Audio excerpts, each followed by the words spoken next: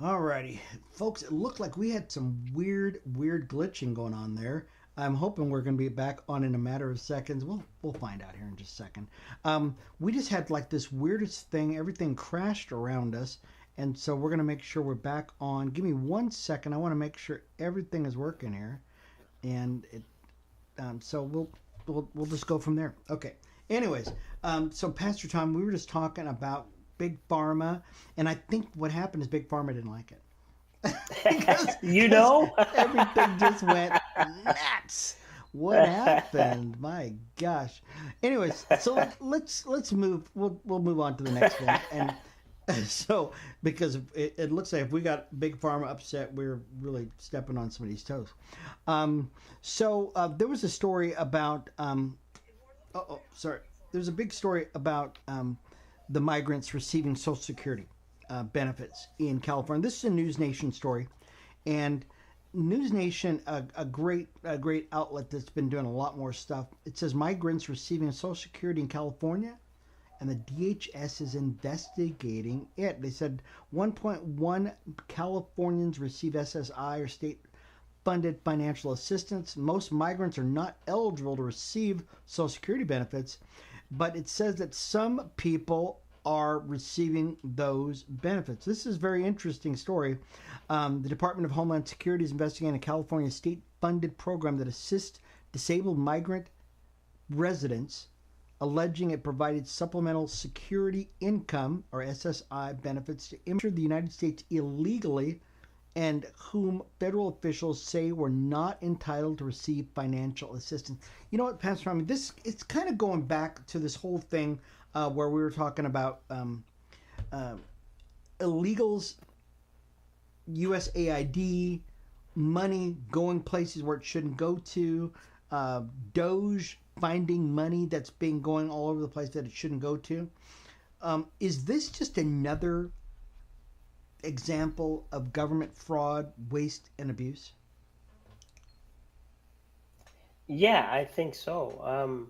Because you're giving money to people who shouldn't be receiving it, and you Mm-hmm. got people who need money that aren't receiving it.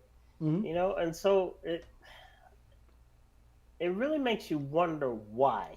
What Mm-hmm. is the whole purpose of of giving money to someone who is here illegally Mm-hmm. versus someone who is born and raised here and need the money, but you don't give it to that person. Yeah. So it's just yeah, it's doesn't make any sense. Yeah. I'm wondering, we saw a lot of this happen in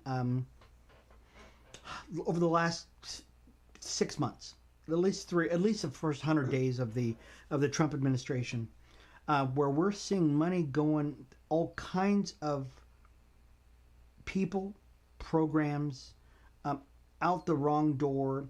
As a matter of fact, I saw one where Chelsea Clinton, that her wedding, $84 million was paid out of funds from USAID. We're not talking about a couple of $1,000 here or there. We're talking millions upon millions of dollars that is being going to it's supposed to go to this agency for this altruistic thing, but no, it goes that way. It finds its way around the corner, and it ends up in the hands of mostly Democrat led funded organizations. We had the woman who's in Georgia, Stacey Abrams, $2 billion funneled to her. I know you're going, yes, B, as in a billion, $2 billion that was funneled into her organization. And you say to yourself, my gosh, do you, these folks have any kind of idea of what they're doing to our economy by just stealing money from our country? Because Stacey Abrams had to have known that this money should not have gone to her. But somebody's getting paid. And I think so. Who do you think should go to jail first, Pastor Tom? I guess that's my question. Who do you think should go to jail first? Stacey Abrams, somebody in the who's giving out the money, and I'm just disgusted. Yeah, that's just crazy. I'm stuck on the $84 million for a wedding. Is that what you said? Did I Yes. did I Mm-hmm. Wow. Now, here's the thing. people who do things like that are typically hypocrites, and here's what I mean by that. Mm-hmm. You got people talking about all these rich people flying around in private jets and they're doing all this, and look what's happening. And look You what's got happening. another person that's saying, um, you know, he's fraud, he's doing this, and he needs to go to he's he needs to go to jail. And that same person that brought the charges is now brought up on charges. So I Mm-hmm. mean, it just always happens this way. To answer your question, indict them all and let the evidence be presented and let it go from there. Because Yeah. ripping off people is, the last time I checked, Mm-hmm. stealing is illegal. Yes. I think you're right. I think stealing is illegal, isn't it? It was last time I checked. Yeah. Stealing is illegal and you can't do it. But unfortunately, it just seems like you've got this group of people who seem to think, oh no, we are entitled to this money. So here's the deal. So I just saw an article about this, and it was they were saying that money was um, money was earmarked for this particular thing in the Congo. I believe it was something like that. And they told the people in the Congo or Nigeria, okay, of all places, Nigeria, right? So we've heard the story about the Nigerian princess, the prince who's sending you this email. Okay, you don't need any of that stuff, okay? You just call the State Department. And they said, okay, this money's going to go to Nigeria. It's going to help with this particular organization. But they were told, the Nigerians were told, oh no, we're going to send you the money, but you're going to send us most of that money back. And you guys can keep like 10% of it. Okay, something like that. So don't quote me on the exact numbers. But it was something very similar to something like that where they're saying, oh no, you're not getting all this money. That money's coming back to us. We're going to give you a little bit of some of that money, but most of it's coming back to us because we got to pay our people because it's got to go for administrative costs. It's got to go at this cost. It's got to go at that cost. And the rest of the world's got to be looking at us going, I cannot believe you Americans have not caught on to this yet. But Donald Trump, thank God, caught on to this whole thing. Yes. But then you got Rand Paul. Rand Paul was talking, they were talking about Rand Paul because they were talking about the tariffs, the whole tariff thing. He's going, oh no, I'm a free market guy. And they're going, well, but we've been getting ripped off for years, Rand. I mean, oh no, there's got to be a better way of doing this. I'm going, well, Rand, how long have you been in office? So you've been in office 15, 20 years, and you never saw this. You never noticed that we were being ripped off. And now you're upset because it's not happening the way you think it should happen. I think we should be looking at this a whole different way. What do you think? And once again, this is totally off topic, but it's still on topic. What do you think about President Trump with Doge, the tariffs, trying to do a reset on the economy so that we as a country have at least it's a fair playing field? I mean, give me your thoughts on that. No, that's how it should be. So, you hear people say that they run the country like it's a corporation, and so it has been run like a corporation, but they have run it into the ground with Mm. spending more money than. And now you got a CEO, a president that's coming in and saying, "Wait, hold on, man. Show me the budget. Where's the money at? Why are we broke? Why is it? Why are we paying?" Yeah. And he's cleaning it all out, and he's righting the ship. He Mm. is literally righting the ship, and people are getting upset, which are people who don't understand money. Yeah. They don't. They want what they want. They want to rip off. They want the free this, the free that, not realizing that nothing's free. Somebody paid for it.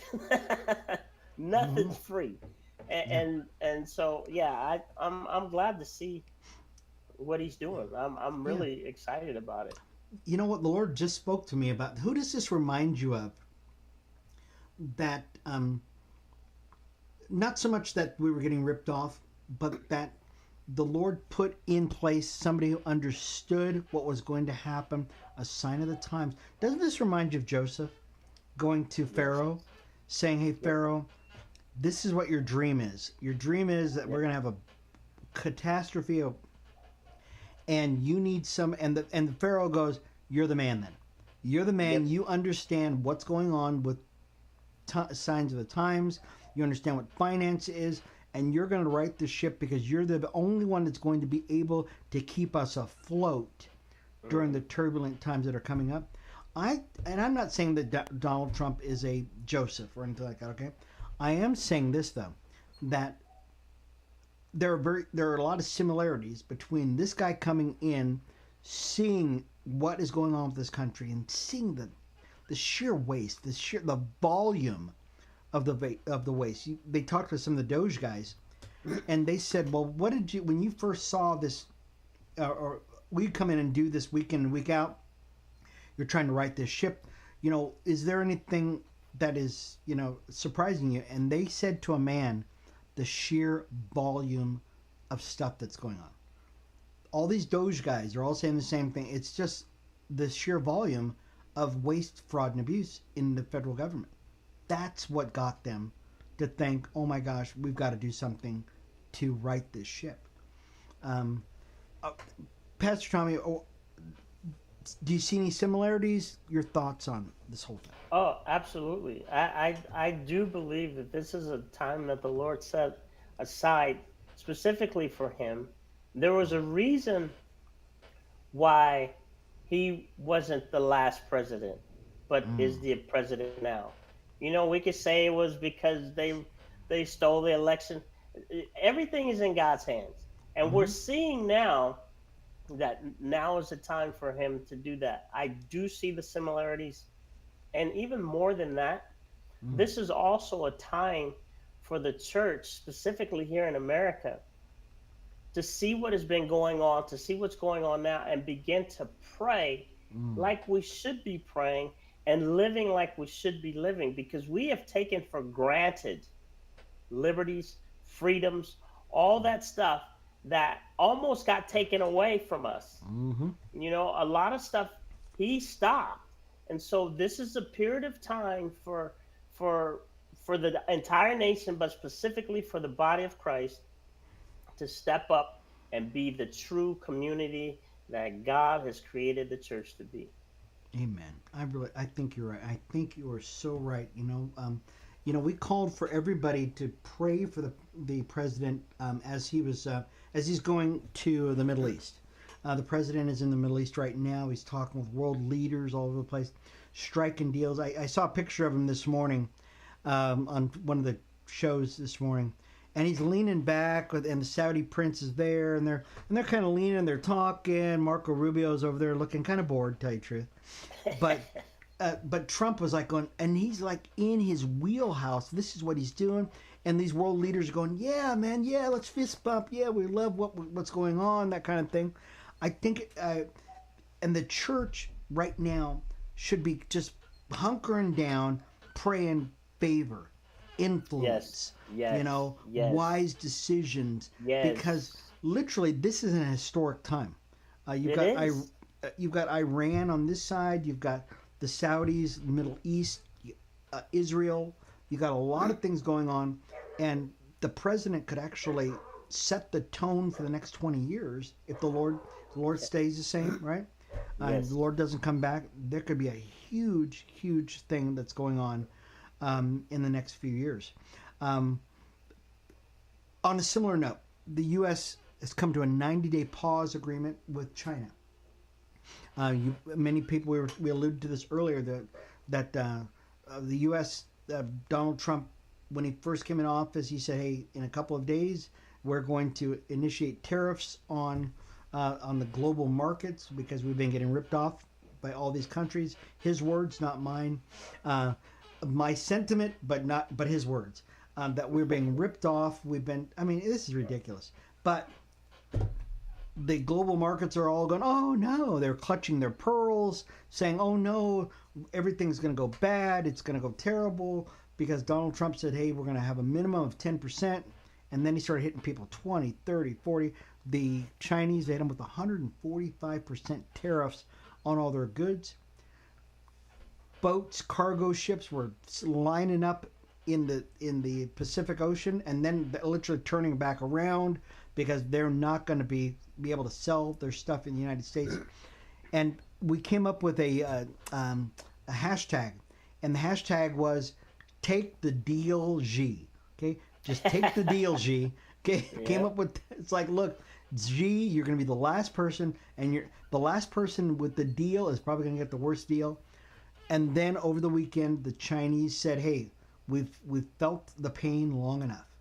They asked for a 90-day, and the president said, "Hey, we didn't want to cripple you, but we're getting ripped off." There's a 90-day pause on tariffs to China.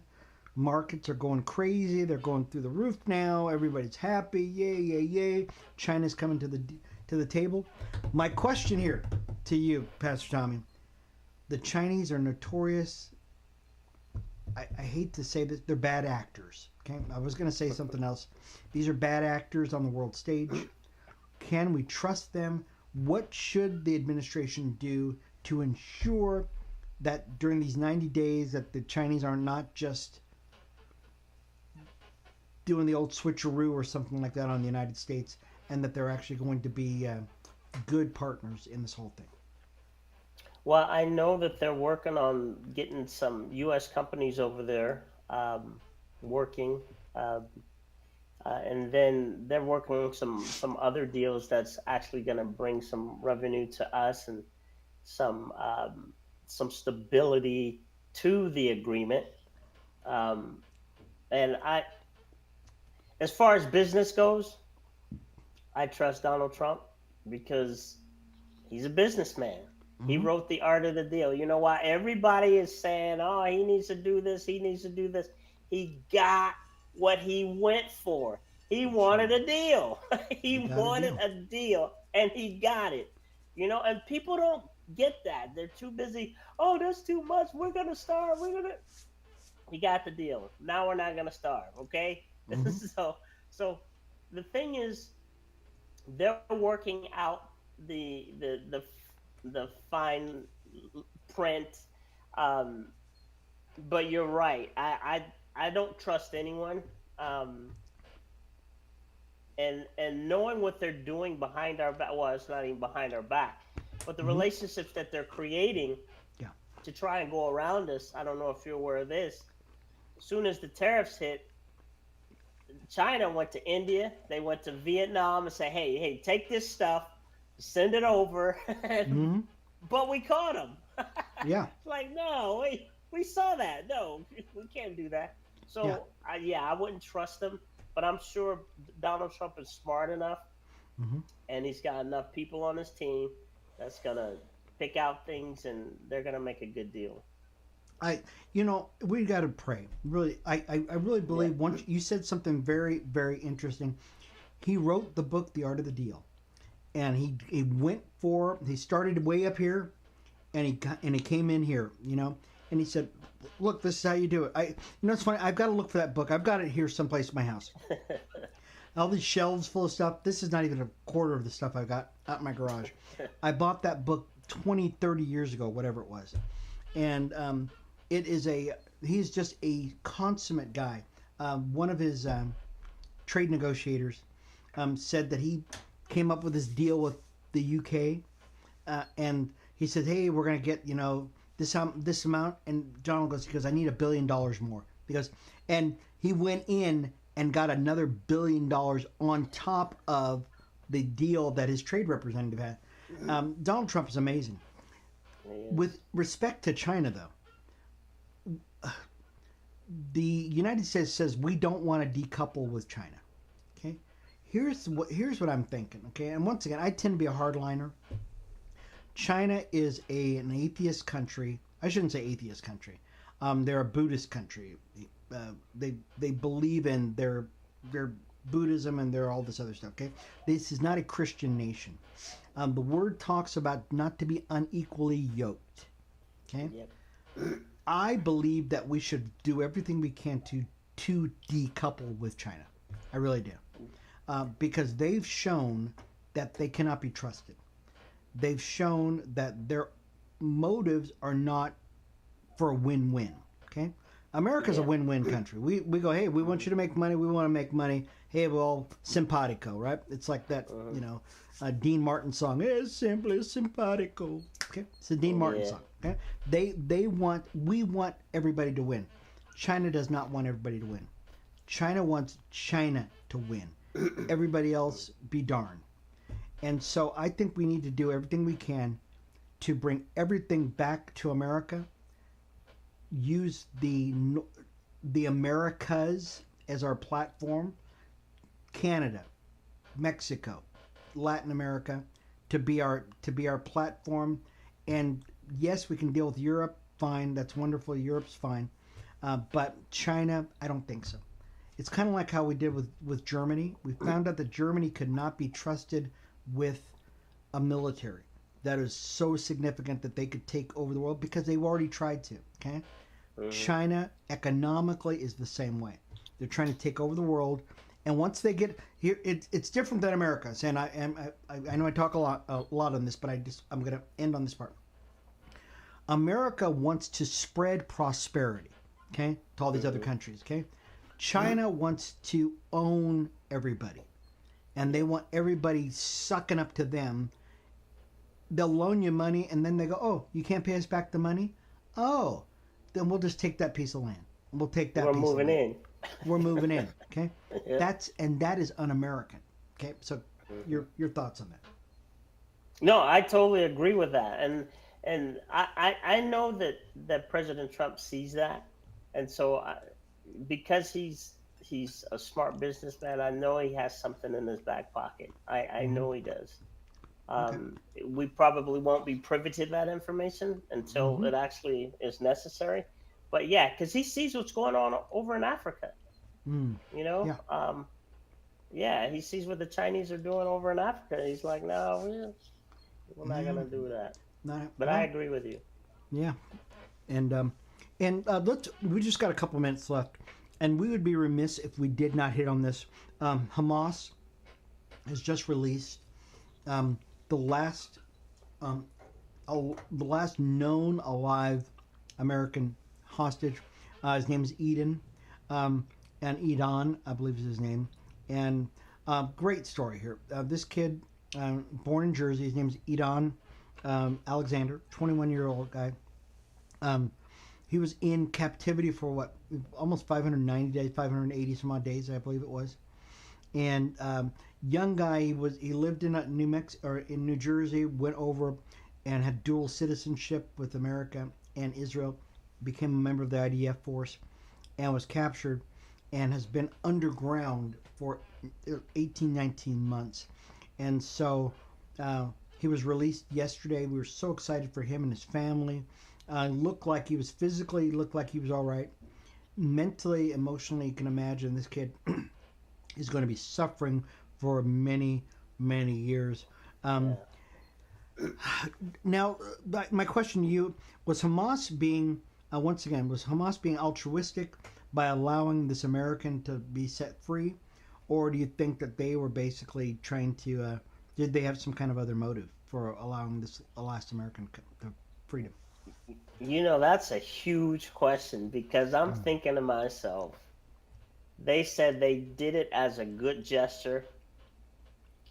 I don't know if I really believe that. I don't. Hamas, good gesture? Why? What were they paid? What were they promised? Yeah. What actually is the deal? Because there had to be some kind of deal, and you really want to know what the deal was, because there's a lot at stake right now. Oh yeah, sure. Yeah. Yeah, I'm wondering if they think that it's going to stop Israel from bombing the crap out of them over the next few weeks, because literally Israel is going to continue to blow up Gaza until everything is done. They're going to make that into a parking lot, and the place looks unbelievable right now. I mean, it's unbelievable. Just the pictures I've seen of it. You think to yourself, oh my gosh, how can anybody live here? People are just climbing through rubble back, and they're saying, leave, folks, because we are going to make this into a parking lot. We're getting Hamas out. They're saying Hamas will not occupy this land anymore. And they have every right to do that. I mean, to me, they have every right to do that. And I think what they're trying to do is they're trying to leverage their altruistic, gesture of releasing this American in the hopes that the Trump administration will look kindly upon them and try to stop Israel. And here's what Israel said. This is interesting. Israel said, "We're not stopping bombing." It goes, "If you guys can talk to them all you want, but you're gonna have to do it while missiles are going over your head, because we're going to continue to bomb them." So, if that was for that reason, I don't think that's gonna happen. Well, you can't blame Israel because they still have their hostages. They still haven't given up Israel's hostages. So I'd continue to bomb them too. Oh yeah, why not? I just think that once again, the Philistines, Hamas, could make this very easy on themselves. They seem to think that it's their duty to kill Israelis. Okay, somebody put this on Facebook. They said that somebody was asked me to be a Muslim, and they said, "Hey, I'd love to be a Muslim if you can show me anywhere in the Quran where it says that Muhammad loves me, or that." And they said it's not there. It's just not there. So why would I serve a God who doesn't love me? Yeah. And that's who they serve, and that's what they're trying to do. They're trying to get people to. Here's the crazy thing about it is why do these people, Hamas, why do the Philistines, why do anybody in the Middle East follow this religion that has nothing to do with love, but it has everything to do with killing Israel? Yeah. Sounds to me. Yeah, it just makes you wonder. It's embedded now, and they're. Yeah, it's crazy. I know it is. Well, Pastor Tommy, I'm going to let you go. Sorry about the glitch we had. We had a technical difficulty. Sorry, folks. We are so sorry that you... but, we'll try to get it all. We'll get this all sorted out. It was, it was the devil trying to get us off our track. Pastor Tommy, we will see you again next week. Tell your lovely bride that I said hello, and we're going to have to get together, okay? Yes, you too. Tell your bride hello, too. I will do that, brother. We'll talk to you later, okay? All right, God bless. God bless you, too. And thanks once again, folks. Sorry about the glitch we had there. We'll try to stitch this whole thing together into one video at some point and try to get it all on one page. Hopefully, I know you're gracious, folks. That you'll give us some grace on this. Anyways, once again, this has been Pastor Sherman Ray for Christ and Culture show. Thank you once again for being a part of the broadcast, folks. We will see you again next week for more Christ and Culture. Look for the show. We're going to try to get the show up on our, once again, up on our YouTube channel. We'll definitely try to get up on Spotify, Apple Podcast. We'll see you once again, folks. You have a wonderful day in the Lord. We'll talk to you later. Bye-bye.